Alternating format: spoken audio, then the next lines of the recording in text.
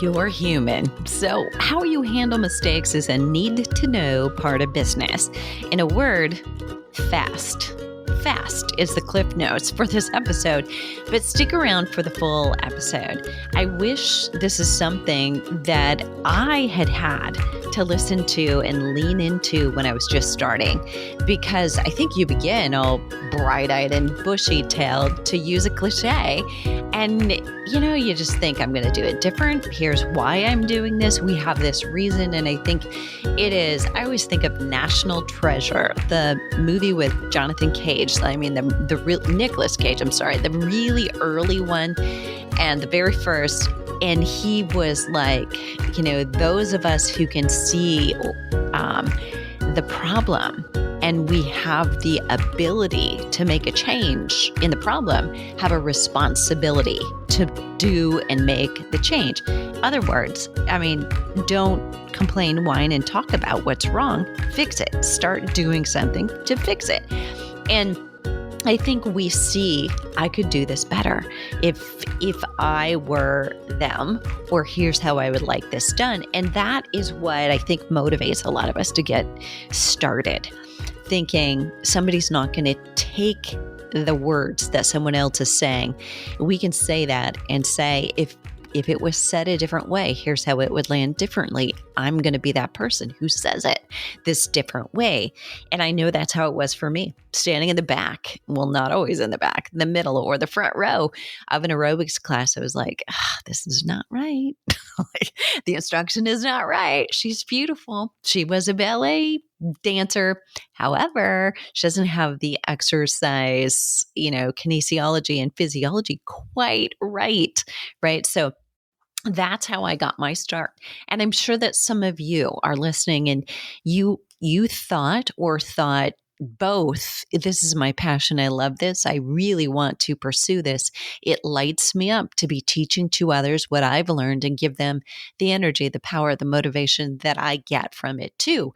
And you also feel like, I can do this. I'm a great teacher. And I know I have evidence in my life that I am. But there's the business side of things, and there's the things that you can't always control. That's where mistakes are going to come up. And because we're humans, it's not just technology. Humans make errors. So before I knew the hassles and the mistakes and random website updates would happen, all the stressful moments when you're, say, in a launch and the website goes down, like your shopping cart goes down, people can't buy anything, and you're telling them, you're sending paid traffic to a site telling them to buy. Oh, yes, I've experienced that. And it's Black Friday week. Yeah, I've experienced that too, when everybody else on your team wants to be at grandma's and cooking and not doing that. But yeah, the plugin all of a sudden has an update that rocks 4 other plugins off. I get it. All is just stuff if you know that it's coming. But what about the times when you send an email with an incorrect link in it? What about the typos that you neglected to catch in a proofread? And then the time when you used inappropriate language in a meeting with a contractor and he quits within a couple of hours. I will share those. Those are my mistakes, by the way, and a few more mistakes with you in this episode. I'm going to share a total of 5 different situation scenarios, and many of them come from, personal business experience in this episode. Most importantly, I'm going to share what we've implemented as the SOP, the standard operating procedure to fix things. And we have them in place because we know we're going to screw up. So we have to empower everybody on the team. If you are doing customer service yourself, if you are writing the emails and you're in the front line, you need a way that you're going to do it. And hopefully then that becomes a system because it works for you so that you can hand that off to someone else. Because know that you're going to grow, right? We've got to see a vision. And that was hard for me in the very beginning. Like, I know I'm going to do this. I know I'm going to probably be more successful dedicating those flexible 60 to 80 hours to my own business than I did doing something for somebody else or 2 entities, like a university, 3/4 time plus a personal training department in 3 different unique buildings. I was juggling all that at the same time. And I just knew if I could put all my energy and focus in one place, that would be so much better than spreading out. And you have to have that same feeling, but you want to start seeing, what's my vision? Where do I want to be in it? That is such a hard thing. I know it's hard to say 3 years from now, what do I want? And you may not be able to see it, but if you can see somebody else who's just ahead of you or who's been there, and this is actually why I coach, because if you're not working with a coach who has been exactly where you've been, it's very hard to see, where can I go? What are the possibilities? Because that coach can actually open up the door for you and say, here's what's possible. Here's what's a reasonable goal. That's a crazy goal. And yes, we may want that moonshot, but we just want, not right now, to expect that you can get that. So you want all those things. But if you're growing, you're going to probably or already are experiencing some of the growing pains that I have. I want to tell you this. Handling mistakes with grace is the goal, but I would also say at least with tenacity. And by that, I mean, if you're a quick start, you like to do things, fast, you're probably going to make more mistakes. This is me. And if you're in the business and you jumped in, you have some kind of an entrepreneurial spirit. And we tend to be quick starts. We get things out. And maybe though, you're a little hesitant and you are kind of constipated, is what I call it, in your thinking, and you procrastinate a little bit because you're a little more of a perfectionist, which means you don't like to make errors, don't like to make mistakes, and you're afraid you will. And if that's you, you've got to first get over it and just be willing to say, I'm going to make mistakes and I'm going to make corrections to those mistakes just as fast as I make the first action. So we'll dive into that in a minute. Right now, I'm Deborah Atkinson. You're listening to She Means Fitness Business. That's a division of Voice for Fitness, my overarching business. And it's essentially the Flipping 50 pros side of our business. I know that you are most likely a woman who wants to be an inspirational example to other midlife women about the way they age. And in order to do that, to be an influence and have power of any kind, you have to have a profitable health and fitness coaching business. Problem usually is a lack of clients or a lack of revenue coming from those clients. You're charging too little, or you simply don't have the right model. So you're spread out so thin, doing so much and not getting a huge return on it. And that'll make anybody feel uncertain about whether you can succeed. And I know because I've been there, having the skills, the heart, wanting to help, knowing I can, but just not having the traffic, the people, and reaching them. And that's why I train fitness professionals internationally, and I have now for 25 years. Here's how I do it. Number one, we get you more clients. That's step number one. Number two, we make more profit from those clients. It's easier than you think. And number three, we make sure that we guard your time. We keep your freedom. So we don't want to paint you into a corner, so you have to be working constantly in order to make the kind of revenue you want. We have to handle all three. And if you handle them from the beginning, it's easy. So you can book a call with me. But first of all, what I want you to do is I want you to get the Health and Fitness Pros Business Scorecard. It's a cheat sheet. It's a one-sided PDF. You can go down and say, oh my gosh, here's where I have a hole. This is potentially why I'm not attracting or not changing and converting those people who are interested into paying customers. So you can stop feeling like that dream is slipping away and you see it all the time, right? Influencers, less qualified, heart-centered coaches, they're making sales and getting more clients. And instead, you can start increasing your revenue by at least $5,000 a month in your first 90 days. I know it's absolutely true because I've seen it, I've done it, and I've done many more times than that as well. All right, let's dive into this. So if you're just starting out, it may be really hard to imagine that you'll make these mistakes because maybe you're just going a little more slowly, more methodically. But if you grow, you will inevitably, definitely make those mistakes, or somebody working for you will. It's just the fate of being human and juggling a lot of things in this life. Do you know anybody who's not? who's worthwhile having work for you or yourself. If you're growing, you're probably experiencing some of these growth pains. So just listen along, see what you've implemented, and see how it compares to what we use. Number one, customer service language is something that I've really come up with. So I had a way of doing it and a way of responding to people. And I'm an exercise and sports psychologist. So, as you can imagine, the background in all of that means I've had a lot of psychology of buying, psychology of selling, psychology of persuasion. I know how to use language. I know how not to use language. And there can be no assumption that everybody working for you does. So, you want to give your customer service people, if you're handing things off, permission and authority to smooth things over on your behalf. So whether you're working in a facility and this is your front desk person, they need to know right there if they're talking to somebody and it's a heated conversation and you all screwed up somehow. They couldn't book online when they wanted to, or they didn't get the discount when they should have, or something happened. What can they do? Empower them. Can you say, hey, look, you know what? I think you're right. Our system let you down. We screwed up. Somebody didn't follow through and call you. Please accept my apology. We're going to do the next best thing. We'll get you in. We'll get you talking to somebody right away. But meanwhile, take this card. It's a Starbucks card. You can go there and you can get anything. And, maybe that's only $10 or whatever. But that will go a really long way because you have said, yes, we screwed up. And then you're actually getting their empathetic side now feeling sorry for you because they know how hard it is to apologize. But can your customer service people, even if you're doing it virtually, can they offer free access to a gift, a program, a PDF, a cookbook, something that you don't even have for sale, but you actually created just for this purpose? We do this all the time. We have something that is no longer visible in the store.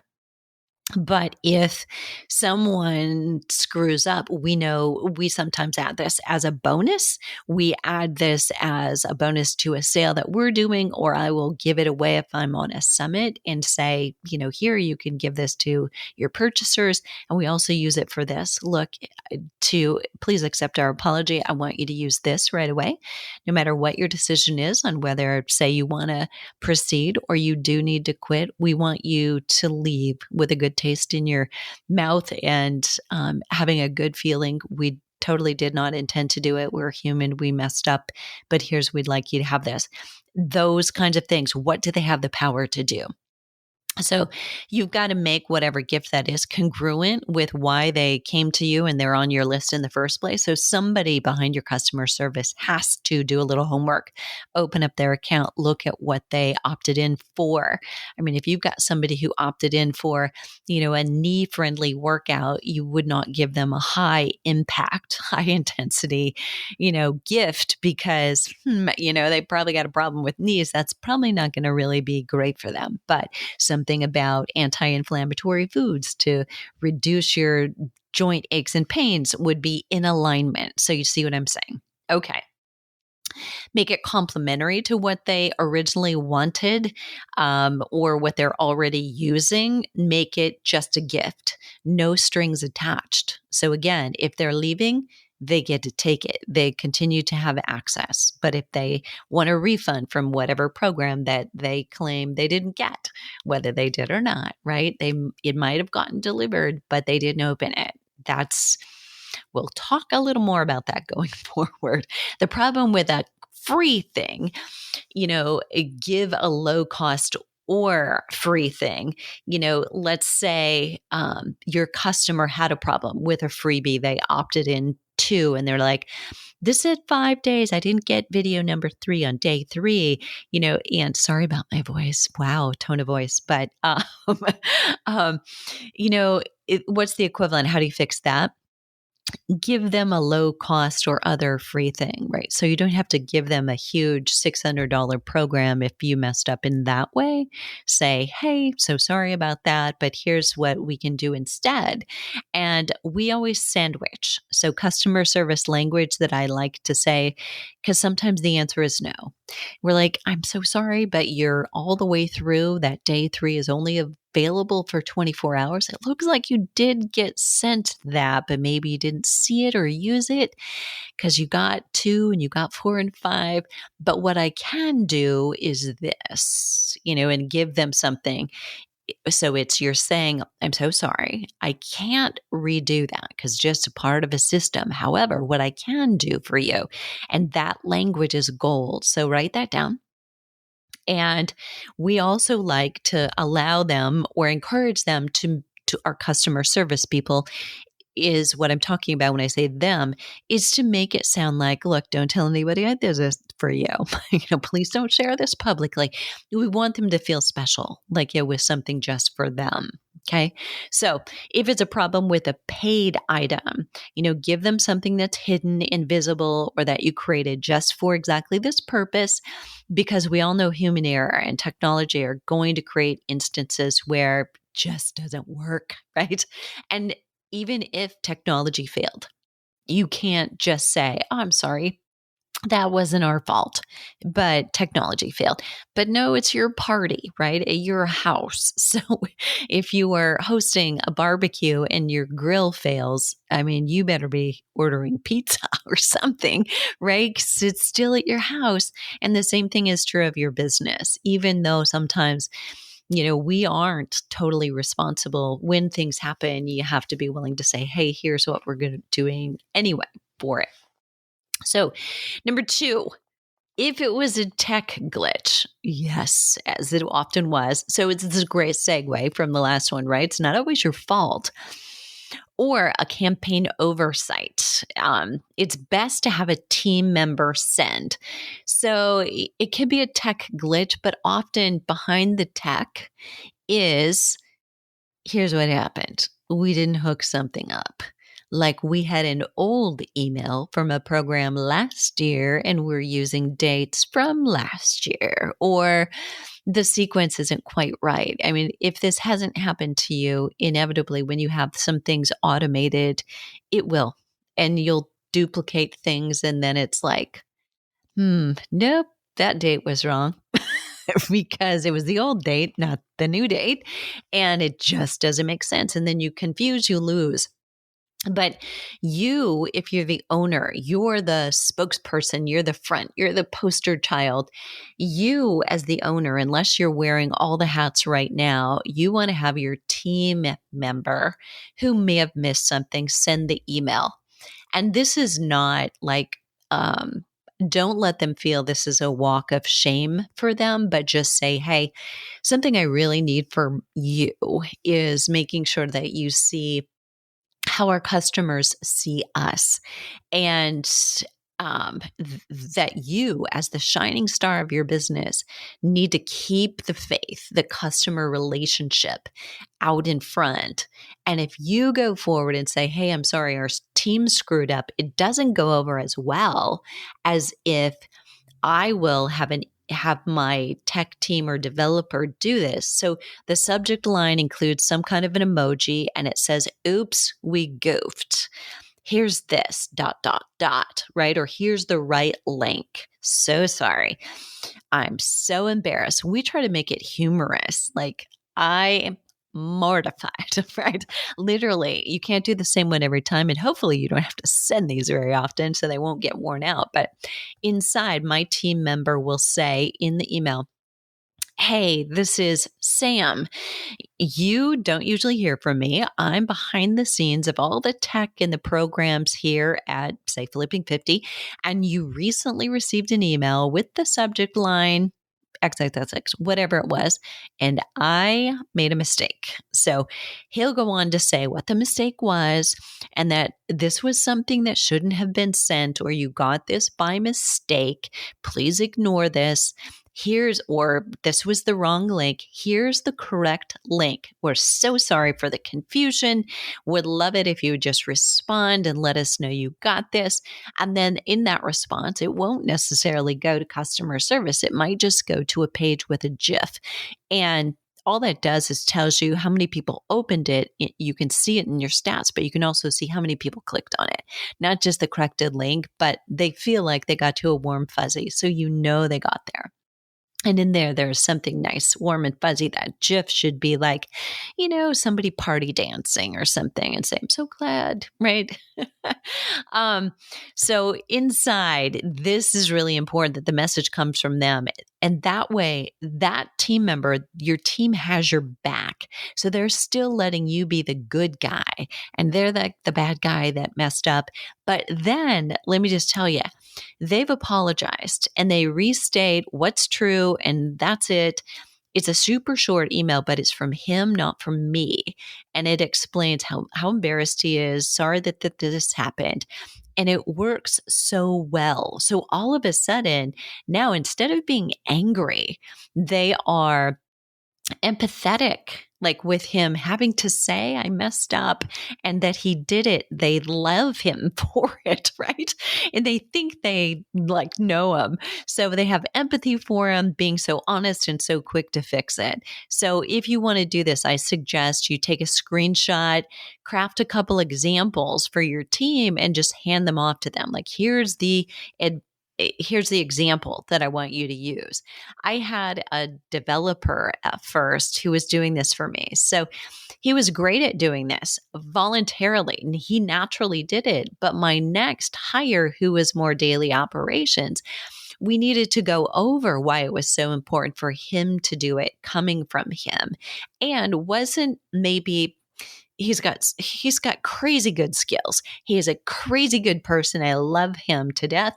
But he's not a copywriter, and he's not a graphic designer. So when you ask somebody to do those kinds of things, you have to say, look, this is not your fault. I just asked you to do something outside of your bubble just to see if we could do it, but help them put the words together, give them those examples. And that's what you're trying to do. So they'll have to customize every problem with text that really works, but help them to do it by giving them some starters.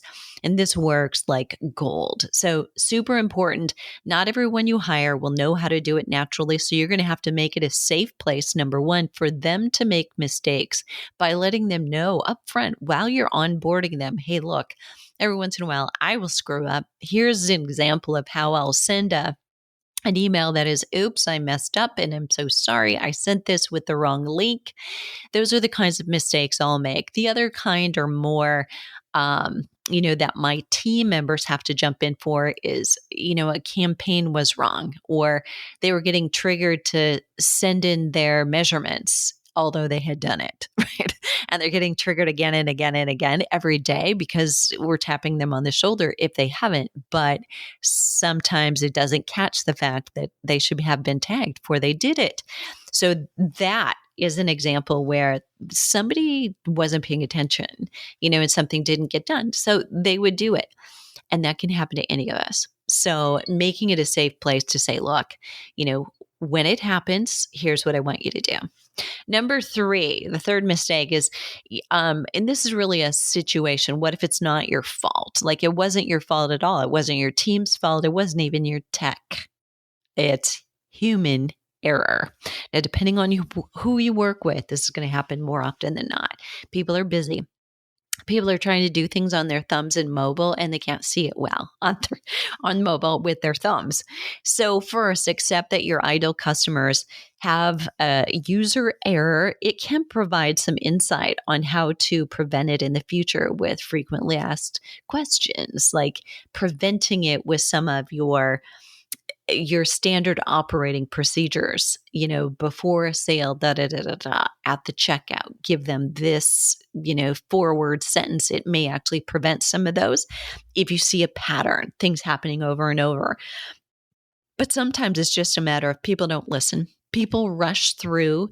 We have this, orientation that happens first 7 days of our membership. People ignore it. A certain percent of people ignore it. And they're like, I don't want this. I just want to work out. I'm like, take 17 minutes and go through this and you'll be ready. It'll tell you exactly which workouts to do, right? But they don't want to do that. They'd rather jump on a 25-minute call with me so that I can tell them in the first 5 minutes, here's what you should do. And So it's humorous, but human error happens. So just accept the fact that it's probably going to, but you may learn something if you have your customer service track what's happening. How often does this happen? We have people type in wrong addresses, wrong zip codes, or .con, C-O-N, instead of .com frequently, all the time. They wonder why they can't check out, why they didn't get their product or their emails. They even go so far as doing chargebacks on their payment, which takes you as an owner down a rabbit hole because instead of just reaching out to you to fix it quickly, easily, they go over the top for a refund. It becomes kind of a buyer's remorse to them. Like if they're caught up in a life moment situation, just realize this is going to happen. They purchased something and then it wasn't super easy. And then they got disrupted because they're maybe caregiving to their adult parents and they needed it to be easy and just give it to them right away. And it wasn't. And now they've got to stop for a minute, figure it out. But their bandwidth for figuring anything out is probably taken up by the life moment they're in. If you work with women in midlife, it's probably going to come up more often than it doesn't. So that's one instance of where this happens. People who do chargebacks, and I would say get one, maybe a month, maybe less than that, but inevitably those chargebacks are never got delivered. And in fact, it has been delivered. They've even opened the emails. We have evidence of that. You can see that if you have a CRM, customer relationship management, you can go in and see what happened. You can see sometimes that they reached out to customer service or that they didn't. Like they didn't even ask for help. They didn't even want to actually get the help. They just decided, no, I'm not doing this. And so what it is a hassle, number one. If you end up winning the chargeback, like, no, we're not giving that money back. They have been delivered. Here's the screenshots and you prove it. Now you have somebody in the program who's mad or upset. I mean, do you really want them? So you don't want to go down that rabbit hole, but sometimes you will. So here's how I handle that. Again, I call them.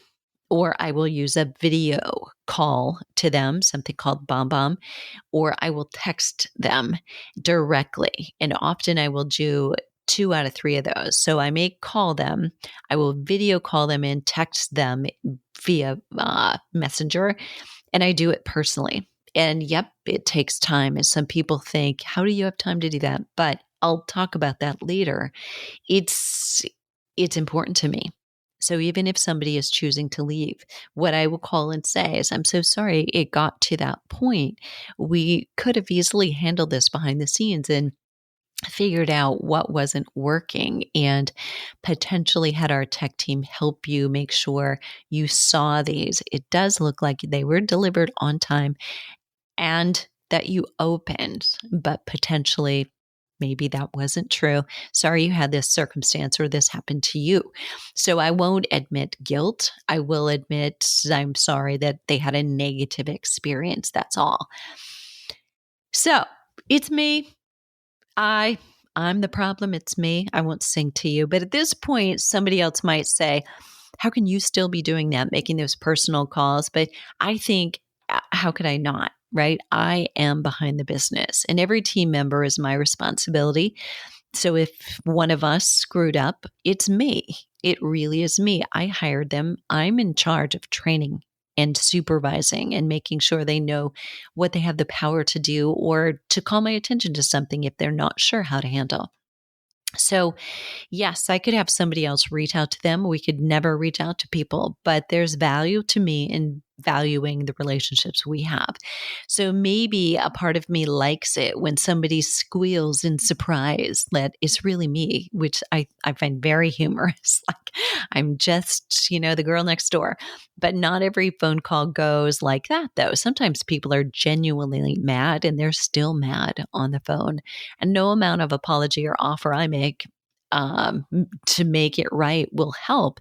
But mostly I make these calls after we've refunded, honored a chargeback without a dispute, and I just called to say, I'm sorry. Sorry it ended that way. And that if we did, that we dropped the ball And I'm sorry that it had to be them that made us aware of the need to make up some upgrading behind our scenes. And so I've got a little humility, and we're putting my tail between my legs and owning it, at least if we made a mistake. I think that's beneficial to all of us. The last one, number 5, is it's this one. It's the most juicy. I handled the meeting with a team member poorly, resulting in his quitting almost immediately. The outcome of a meeting was not a mistake. Let me clarify. That he quit was a good thing. It was long overdue and probably should have happened from me evaluating him more consistently on his responsibilities and or firing if he didn't want to. How it happened, though, was a mistake. Okay, so I had let a situation escalate, giving too many second chances, too many benefit of the doubts, and a team member was non-responsive to my request to connect. So you don't need to know the details about the situations, but as I sat in an airport, I was waiting to board a flight on a Sunday afternoon, leaving a conference, and it had just reached the end of a fairly patient streak on my part. I'd been taken advantage of. I paid in good faith on an invoice and the numbers didn't add up. I had 2 other team members say there's no way that he worked those hours because I did this and he did this. And essentially, my temper led to words inappropriate and offensive on the phone.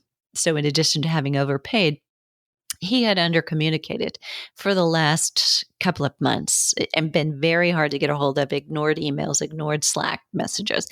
The bottom line is no matter what needed to happen and did, no matter what someone else's behavior was or is, you and I are responsible for our actions. And I did not make good choices. So I kept hoping he would apologize and make me aware of a reason for the odd behavior, point out the error in charging me probably twice what he actually worked.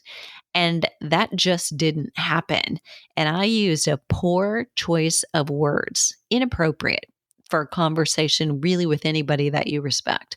He quit within hours, leaving my team member, who I do care about significantly, holding the bag to cover for him. I did that to our team member. So how did I fix that? Well, I was already out more than $1,000 of time that I really hadn't been worked, and lower quality work than matched our expectations. Nothing that I could do about those. But I also owed the biggest apology to our team member who ended up covering the base until we had to and were able to hire again. So you get better at hiring slow and firing fast when things like this happen. I also think there's some growth for everyone when you mess up as the team leader and you own it and you make it okay to mess up, since we're all going to do it. And that was a challenging situation, and I was embarrassed by my own behavior immediately after I said it, immediately after I did it. And I want to say this, I didn't use any 4-letter words, but I did use an expression that was probably offensive to someone. It would be offensive to anyone. Let me just say that. So it wasn't profanity in terms of a swear word or calling someone a name. It was describing the way I felt at a moment that was inappropriate. So there you have it. I probably just piqued your curiosity, but all right, here's how to deal this. Let's summarize how to handle mistakes in your health and fitness business fast, right? The bottom line is handle them quickly, apologize. Not necessarily do you have to apologize for making mistakes. If you didn't, you can apologize for the feeling and the experience that someone had, not necessarily for creating an environment where someone felt able to reach out to you, or for not creating that. I'm sorry, that environment where somebody feels able to reach out to you or your team for support. And you also have to know it's not all you. I mean, if you may put on every delivery page, here's how to reach our tech team for support if you have questions. Here's how to reach to the Facebook page for the coaching. We do that on all delivery pages. But some people are just not that person. They're not going to reach out for help. They're like, I'm going to do it myself, or I'm embarrassed, or it's like I'm doing something wrong, and they default to that. That's probably the person who needs you more than ever, but realize that will happen, and that can just help you shake this off and get back up when you fall down. You will make mistakes. Your team, anybody that you hire, will make mistakes. And if you can put into place better systems, methods, here's how we do it, here's the standard operating procedure, and use them, and you've got to review those regularly because things change, that is your job. And then they can self-evaluate, and that removes the pressure from you and allows all of you to do your job. You empower them because here's the SOP. I know exactly what I need to do. And if I, outside of this, the question or the problem is something else, I can reach out for help. So the most painful ones that you'll experience are the biggest growth opportunities. And if you can do a breakdown, just like you would for any launch or any event afterward, to say what went well, what would I like to try next time? What do we need in place? What don't we have in place right now? You will benefit from your screw ups, I promise. I hope that this has been really helpful. So big mistakes will happen. Little mistakes will probably happen even more often, but don't just step over them. Realize, oh, is there a pattern here? Is there something I can learn from this? Creating an FAQ, creating and putting that on a sales page, putting little tips right there at the cart. If that's where your mistakes happen, like, wait, before you push this button or submit, double check. Do you have your email address right? I know, right? And so those little things can really prevent some issues from, people buy, their credit card will work. But if they've typed in the wrong delivery email address, it's not going to work very well for you or for them. All right. I hope this was helpful, and you can find the show notes in case you want them, and I'd love to hear from you. Just share on social media, reach out to me, DM me on Instagram if you like. The show notes will be at fitnessmarketingmastery.com/handle mistakes. And you got this. What are you waiting for? The world needs you right now more than ever.